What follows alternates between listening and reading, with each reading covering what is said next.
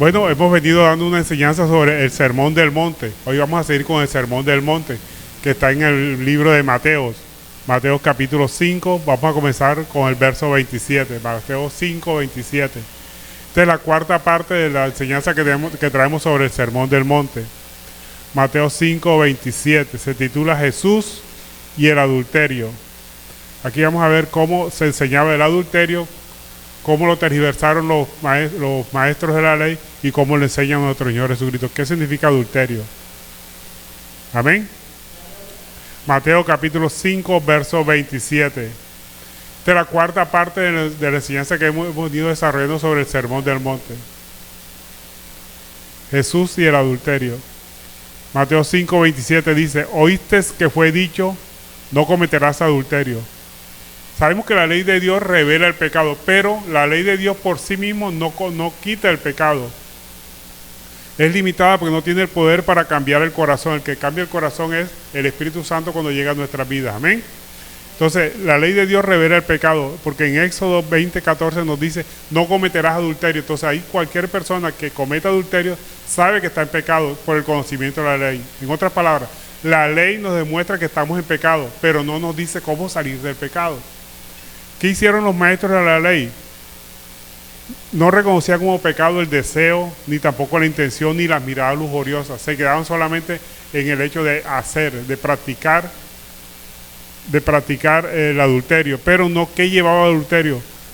Ellos miraban solamente el acto sexual fuera del matrimonio. Esa era una verdad media, porque el adulterio no comienza con la relación sexual. ¿Comienza qué? Con el pensamiento lujurioso que nosotros tengamos, con nuestras malas intenciones, con esa mirada lujuriosa. Ahí comienza el adulterio.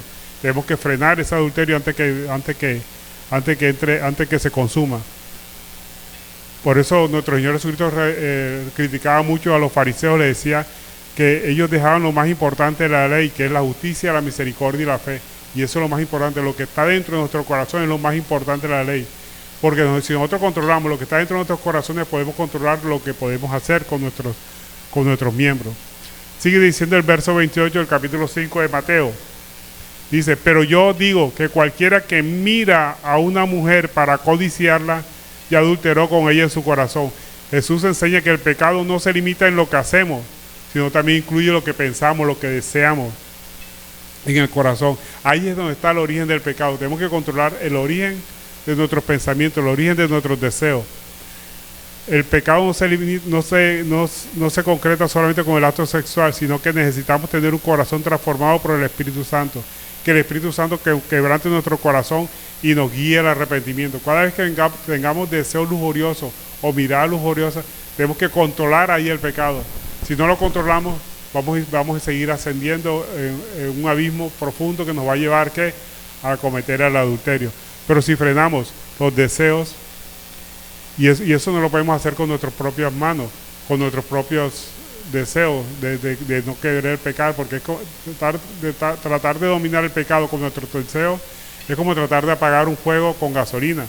Solamente Jesucristo es el que nos puede ayudar. Por eso Jesucristo dijo, sin mí nada podéis hacer. Ya desde el Levítico 20:10 nos estaba diciendo que era adulterio. Dice, si un hombre cometiera adulterio con la mujer de su prójimo y adultera, el adúltero y la adúltera indefectiblemente morirán. Entonces vemos como en el Antiguo Testamento se decía que el adulterio daba lugar a la muerte, indefectiblemente morirá. Eso me hace recordar o nos trae a colación el pasaje cuando nuestro Señor Jesucristo le presentan a la mujer adúltera, ¿verdad? Le dice, ¿qué dice que hagamos con esta mujer?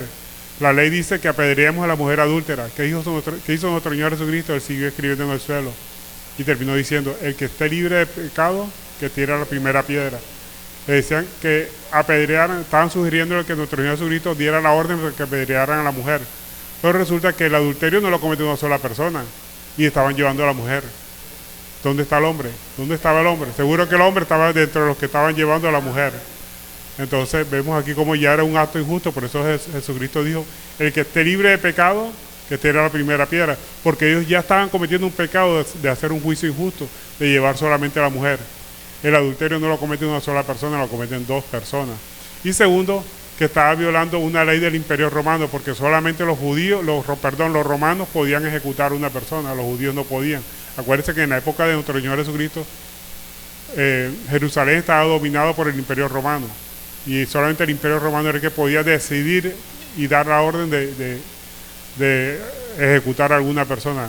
Entonces, si él hubiera dicho ejecútenla, estaba violando la ley romana, la ley civil. Y segundo, que era un juicio injusto, por eso él dijo: el que esté libre de pecado, que tire la primera piedra. Y se libró de esa falsa acusación que le estaban, o insinuación al pecado que le estaban haciendo los judíos. Sigue diciendo Mateo 5:29. Acuérdense que estamos en una enseñanza, vamos verso por verso, así que no quite el dedo ahí en Mateo 5, y vamos con el verso 29. Dice: por lo tanto, si tu ojo derecho es ocasión de caer, sácalo y échalo de ti, pues es mejor que se pierda uno de tus miembros y no todo tu cuerpo sea echado al infierno. Y sigue diciendo el verso 30: si tu mano derecha te es ocasión de caer, córtala y échala de ti, porque es mejor que se te pierda uno de tus miembros y no todo tu cuerpo sea echado al infierno. Vemos aquí que nuestro Señor Jesucristo no está hablando de cortar una parte de nuestro cuerpo, está hablando de forma metafórica, hiperbólica. ¿Qué quiere decir lenguaje hiperbólico? Exagerado, diciendo cortar, que era mejor cortar una parte de nuestro miembro antes de que todo nuestro cuerpo sea echado al infierno. Pero era una enseñanza hiperbólica, exagerada, usando imágenes externas.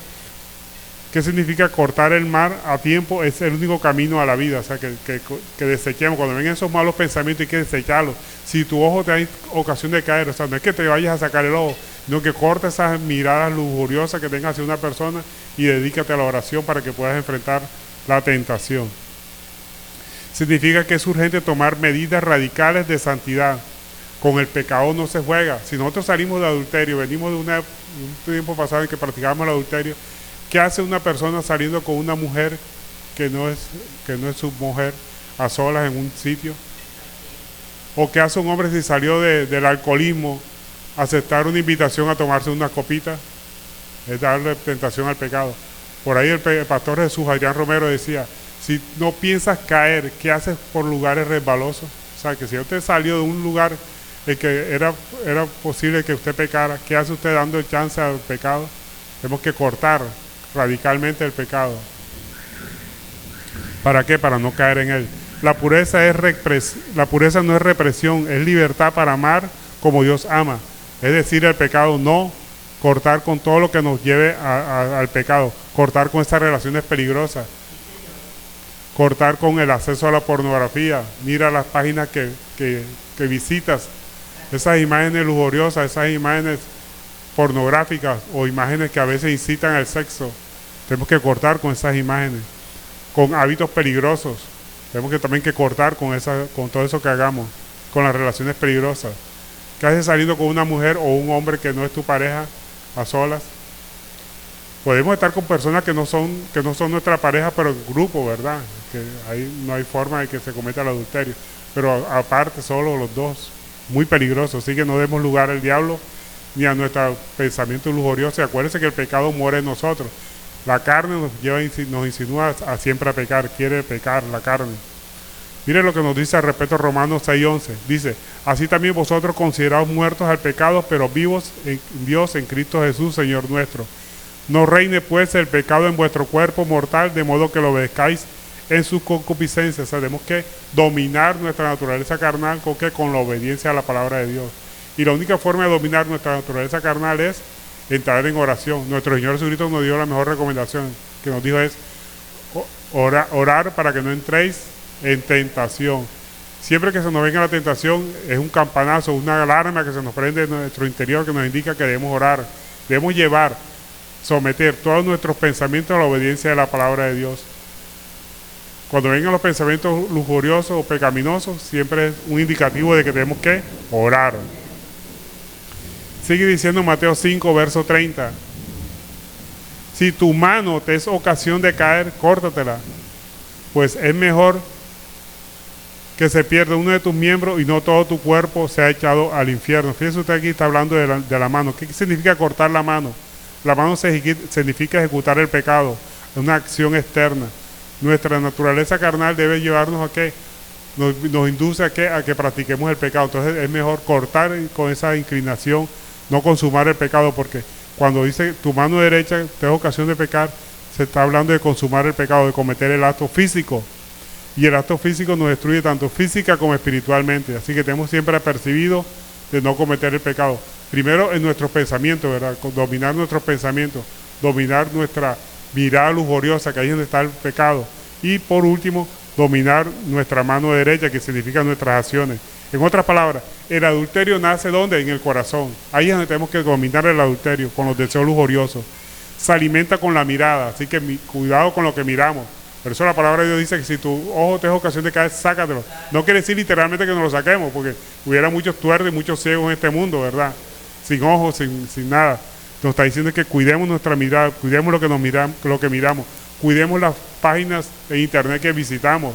Eso significa cuidar nuestra mirada.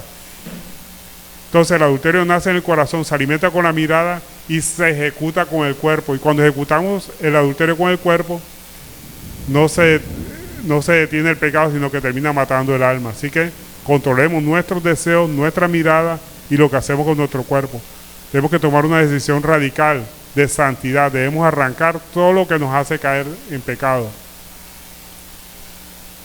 Sigamos ahora con Mateo 5:31. Aquí nos habla Jesús de la ley civil. Ya nos habló sobre el adulterio, ahora nos va a hablar sobre el divorcio de nuestro Señor Jesucristo. Dice Mateo 5:31. También fue dicho, cualquiera que repudie a su mujer, dele carta de divorcio. Y el verso 32 del capítulo 5 nos dice, pero yo digo que el que repudia a su mujer, a no ser por causa de fornicación, hace que ella adultere, y el que se casa con repudiada comete adulterio. El adulterio nunca, el divorcio nunca fue un mandato, fue un acto que se fue permitido por Dios por la dureza del corazón, por la falta de perdón. Lo que Dios quiere es que perdonemos. Antes de cometer de practicar el divorcio, siempre tenemos que recurrir al perdón. El perdón hacia nuestra pareja, el perdón hacia todas las personas.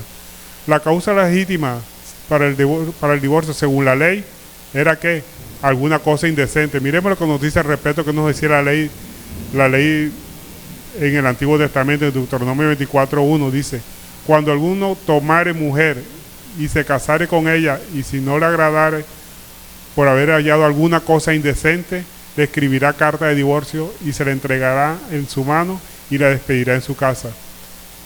Aquí vemos que la única causa para practicar el divorcio, o sea, darle carta de divorcio a una mujer en ese entonces era si la mujer hacía alguna cosa indecente. ¿Y qué era alguna cosa indecente? De pronto fingir virginidad, alguna conducta indecente, ridiculizar al esposo, ocultar alguna enfermedad, odiar a los suegros. Eso se consideraba alguna causa indecente. Pero los judíos, los maestros de la ley, incluyeron el adulterio y algunas cosas triviales sin importancia. Por eso a nuestro Señor Jesucristo se le acercaron, que es lícito a un hombre darle carta de divorcio por cualquier causa. Entonces nuestro Señor Jesucristo le respondió que solamente Moisés lo permitió por la dureza de nuestros corazones, o sea que no permitían el perdón, no perdonaban a las personas. Pero Jesús agregó que solamente la única causal legítima de divorcio es el adulterio. Jesús pone un freno a los abusos dentro del juicio, donde se divorciaba por cualquier causa. Era fácil divorciarse. Entonces nuestro Señor Jesucristo pone un freno y dice que el adulterio solo es permitido por causa del divorcio, por causa del adulterio. El divorcio es solamente permitido por causa del adulterio o de inmoralidad sexual. Solo está permitiéndolo como una última opción. Jesucristo siempre quería era el perdón, que practicáramos el perdón. Cuando ocurre por causa diferente al matrimonio, al adulterio, el matrimonio continúa vigente. Entonces tenemos que tener pendiente eso. Pero además el apóstol Pablo agregó otra causal para el divorcio, que era una excepción pastoral, el abandono de parte del cónyuge incrédulo. Cuando una pareja estaba casada y había uno de los dos que se convertía al evangelio, y consentía en que se separaran porque la persona era incrédula y el otro era creyente, el apóstol Pablo permite que se dé el divorcio por causa del cónyuge incrédulo, por parte del abandono de la parte del incrédulo. ¿Por qué? Porque nadie está obligado a permanecer en una unión rota por el rechazo del evangelio. Y eso tiene fundamento en 1 Corintios 7:15. El apóstol Pablo nos dice, inspirado por el Espíritu Santo, dice: pero si el incrédulo se separe, sepárese, pues no está el hermano o la hermana sujeto a servidumbre en semejante caso, sino a paz nos llamó Dios. O sea que las únicas dos causas del divorcio, según el Nuevo Testamento, es la impuesta por nuestro Señor Jesucristo, que es el adulterio. Y el segundo, el que estableció el apóstol Pablo, inspirado por el Espíritu Santo, es el abandono por parte del cónyuge incrédulo. Pero la primera opción para Dios siempre es recurrir al perdón, a la reconciliación. Pero la ley mosaica estableció el divorcio por la dureza del corazón, porque los hombres no quieren perdonar. O la mujer también a veces no quiere perdonar. Pero siempre es mejor recurrir al perdón o a la reconciliación. No se trata de buscar quién es el culpable en una relación de pareja rota por cualquier circunstancia. La idea es buscar el perdón y la reconciliación de la pareja, porque tenemos que ser benignos con todas las personas. Sigamos con Mateo capítulo 5, verso 33. Aquí Jesús nos habla sobre los juramentos. Mateo capítulo 5, verso 33 dice: además habéis oído que fue dicho a los antiguos, no perjurarás, sino cumplirás al Señor tu juramento. Perjurarás quiere decir no jurar en falso. Los falsos juramentos, dice la ley, que era prohibir no solamente el juramento falso, sino era una forma de formar al pueblo de una palabra íntegra, que nuestro sí fuera sí, nuestro no fuera no. Ese era el propósito de la ley, con respecto a los falsos juramentos, que no juráramos, sino que prohibir que se hiciera juramento falso. Los maestros de la ley crearon distinciones artificiales como causales relevantes o irrelevantes para los falsos juramentos. Una causal relevante era que se mencionara el nombre de Dios. Si el juramento mencionaba a Dios y ese juramento se incumplía, era pecado, estaba incumpliendo la ley de Dios. ¿Y cuál era el juramento irrelevante? O sea, que no se mencionara el nombre de Dios. Eso era una causa trivial. Por eso nuestro Señor Jesucristo los denominó guía de ciego. Es un llamado de atención a no hacer falsas promesas, no hacer falsos juramentos. Si se hace un juramento debe cumplirse. Jesús corrige la práctica fariseica. Todos los juramentos son importantes porque todo lo creado fue creado bajo la voluntad de Dios y la autoridad de Dios. Sigue diciendo el verso 34 del capítulo 5 de Mateo: pero yo os digo, no juréis en ninguna manera, ni por el cielo, porque es el trono de Dios, ni por la tierra, porque es el estrado de sus pies, ni por Jerusalén, porque es la ciudad del gran rey, ni por la cabeza jurarás, porque no puedes hacer blanco o negro un solo cabello. Pero que sí vuestro hablar sea sí, sí, no, no, porque lo que es más que esto de mal procede. Nuestro Señor Jesucristo nos enseña que es mejor no hacer juramentos. Cualquier juramento tiene implicaciones con Dios, porque si nosotros juramos por el cielo, es el trono de Dios. Si juramos por la tierra, es el estrado de sus pies. Si juramos por Jerusalén, es la ciudad del gran rey. Y si juramos por nuestra vida, pues nuestra vida le pertenece a Dios. O sea, siempre se involucra a Dios. En otras palabras, mejor es que no juremos, que nuestro sí sea sí o nuestro no sea no. Muchas personas utilizan el juramento como una manipulación espiritual para decir que es verídico lo que están hablando. Es mejor no jurar, que siempre se ha conocido nuestro sí o nuestro no como fundamento para darle validez a nuestra palabra. Mateo 23, 22 nos dice: el que jura por el cielo, jura por el trono de Dios y por aquel por el cual está sentado. O sea, nunca debemos jurar, y mucho menos en vano. Es mejor que nuestro sí sea sí y nuestro no sea no. Que seamos creíbles por nuestra palabra, que cuando nosotros digamos algo, se cumpla, no importa lo que pase. Los fariseos y escribas juraban para dar apariencia de verdad, no porque su palabra fuera íntegra. Ahora, ¿cómo debemos responder a las ofensas? Miremos lo que nos dice la palabra, Mateo 5:38. Seguimos con el mismo sermón del monte. Mateo 5:38 nos dice cuál debe ser nuestra respuesta a las ofensas. Mateo 5:38 nos dice: oíste que fue dicho, ojo por ojo, diente por diente. ¿Qué significa ojo por ojo, diente por diente? Esa es la ley del talión. La ley del talión decía que si una persona te hacía un daño en un ojo, tú tenías que sacarle el otro ojo a la otra persona, o un ojo a la otra persona. O sea, pagar con el mismo daño que te habían hecho, pagar, hacer lo que la otra persona lo pagara. Pero esto se debe a que según el hombre natural no quiere justicia, sino que quiere venganza, quiere castigo severo, quiere humillación y dolor del otro. La respuesta antes de la ley del talión podía ser mucho más grande que la misma ofensa. Muchas veces porque alguien mataba accidentalmente un caballo, la otra persona, la dueña del caballo, le mataba a toda la familia a la persona que mataba el caballo. Entonces por eso se estableció la ley del talión, que Dios estableció la ley del talión, que pone un freno a la venganza personal y a los excesos de violencia. Y otra cosa importante, que la ley del talión solamente la podían aplicar los jueces. Una persona no podía aplicar la ley del talión, solamente tenían que recurrir a los jueces, que eran los que lo podían imponer. Los maestros de la ley convirtieron la ley de aplicación judicial a personal, es decir, que evadían llevar a juicio a una persona, sino que aplicaban directamente la sanción, convirtiéndolo en una licencia personal para vengarse. Entonces es cuando viene nuestro Señor Jesucristo a corregir esa ley del talión que se había dicho. Por eso en Mateo 5:39 sigue diciendo nuestro Señor Jesucristo, dice: pero yo digo, no resistáis al que es malo, antes a cualquiera que te hiera en la mejilla derecha, vuélvele también la otra. Y al que quiera ponerte pleito y quitarte la túnica, déjale también la capa. Y el verso 41 y 42 nos dice: y cualquiera que te obligue a llevar carga por 1 milla, ve con él 2. Y al que te pida, dale. Y el que quiera tomar de ti prestado, no se lo rehúse. Nuestro Señor Jesucristo establece que ante la ofensa y el maltrato, nuestra respuesta debe ser la paciencia. Eso significa poner otra mejilla. Si alguien te da una mejilla, pon la otra. No significa literalmente que vas a poner la mejilla, sino que nuestra respuesta debe ser la paciencia, responder con palabras amables a la persona, no responder una agresión con otra agresión. Si te ofenden verbalmente, simplemente tu respuesta debe ser una respuesta con paciencia. La ofensa al maltrato debe ser una respuesta a nuestra paciencia. Ante una demanda injusta, responder con generosidad. Ante una imposición injusta que nos estemos exigiendo algo, debemos dar más de lo que nos exigen. Por eso habla de el que te pida ir con él 1 milla, ve con él 2. Ante una solicitud de ayuda del que nos ha herido, debemos ser bondadosos, debemos ayudar a las personas que nos pide ayuda y nos ha herido.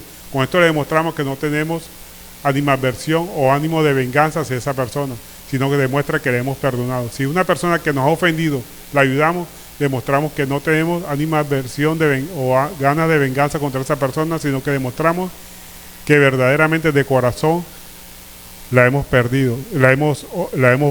perdonado. Se trata de romper el ciclo del odio y la venganza con una respuesta desarmante. Cuando nosotros actuamos bondadosamente con la persona que nos ha agredido, la desarmamos inmediatamente. Le demostramos que a pesar que nos ofendió, a pesar que nos agredió, a pesar que nos humilló, a pesar que hizo una imposición injusta, nosotros no tenemos la facultad de responder con odio ante una solicitud de ayuda de esa persona. Tenemos que romper el ciclo del odio y de la venganza, y con eso desarmamos a la persona que nos ha ofendido. Proverbio nos dice que la respuesta blanda quita la ira, mas la palabra áspera hace subir el furor. En otras palabras, si una persona que nos ha ofendido, nosotros le respondemos con aspereza, vamos a hacer que la venganza siga su rumbo otra vez y se va a volver de pronto hacia nosotros. Entonces mejor que respondamos en una forma blanda, porque dice la respuesta blanda quita la ira. Rompamos con el ciclo de odio y de venganza. Es lo que nuestro Señor Jesucristo dice. Cuando nos dice que cualquiera que nos hiera la mejilla derecha, devuelve también la otra mejilla, nos está diciendo es que respondamos con paciencia ante demandas injustas, ante la ofensa que nos hayan hecho. Y ante las demandas injustas debemos responder con generosidad. Ante imposición injusta debemos dar más de lo que nos exige. Y ante solicitud de ayuda por parte de la persona que nos ofendió, debemos ser bondadosos, es decir, ayudar a la persona que nos ha ofendido y nos está pidiendo ayuda. Es decir, que ante una persona que nos pide ayuda y esa persona nos ha ofendido, respondamos con dadivosidad hacia esa persona, ayudémosla. Con eso demostramos que no le tenemos odio y que no tenemos ánimo de venganza hacia esa persona. Pero no cualquiera persona que nos pida ayuda estamos nosotros obligados a darle ayuda, porque muchas personas se aprovechan de esa nobleza de parte de los cristianos para pedir más allá de lo que nosotros queremos dar. Entonces, cuando la palabra dice que el que te pida dale, no se está refiriendo a cualquier persona, se está refiriendo a aquella persona que nos ha hecho daño, aquella persona que nos ha ofendido, aquella persona que nos ha hecho la vida de cuadrito. ¿Para qué? para desarmarlo y demostrarle que no tenemos animadversión hacia ella y que rompemos con el ciclo de odio y de venganza hacia esa persona. Tenemos que responder con generosidad con la persona que nos ha ofendido en momentos anteriores.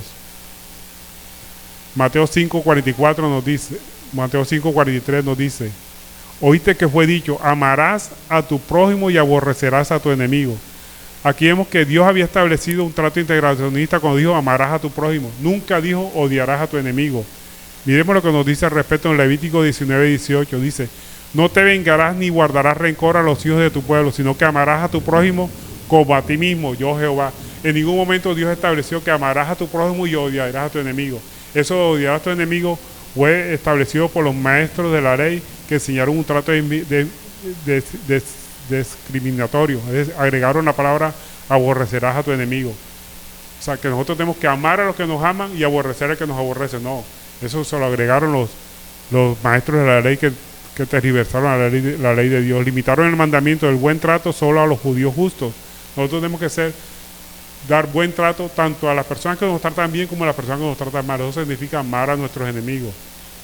No significa que yo voy a querer de la misma forma una persona que es amiga mía a una persona que me ha tratado mal, de amarlo, de sentimiento, sino de trato.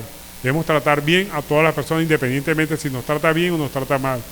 En otras palabras, que nuestro trato hacia las personas, buen trato hacia las demás personas, no depende del trato que la otra persona tenga hacia nosotros, sino de nuestra naturaleza perdonadora, de acuerdo a lo que Dios ha hecho en nuestra vida. Que nuestro trato no dependa del trato de la otra persona, sino de lo que Dios ha hecho en nuestra vida, en nuestro corazón, que nos ha transformado. Amén.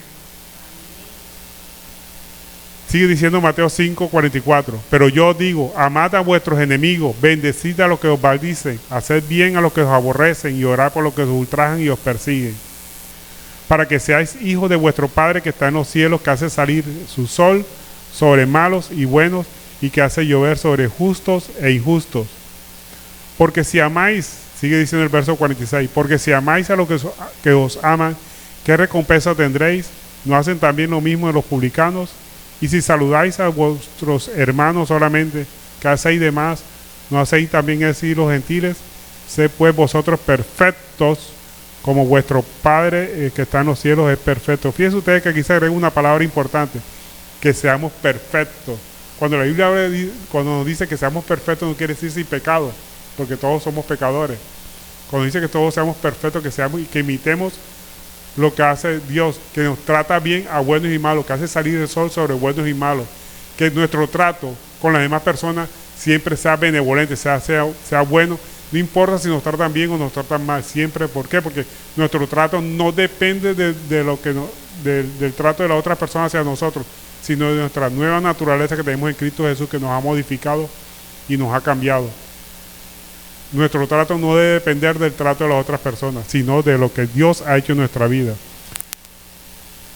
La respuesta al trato discriminatorio de parte de Cristo, que trató el trato integracionista, que nos enseña que debemos portarnos como hijos de Dios, siendo buenos con todo. ¿Por qué tenemos que ser buenos con todo? Porque Dios es bueno con todos. Dios hace salir el sol sobre malos y buenos. Dios hace llover sobre malos y buenos. Trata bien a todas las personas, sean buenos y malos. Cosa diferente es la salvación. Eso ya es otro tema para otro día.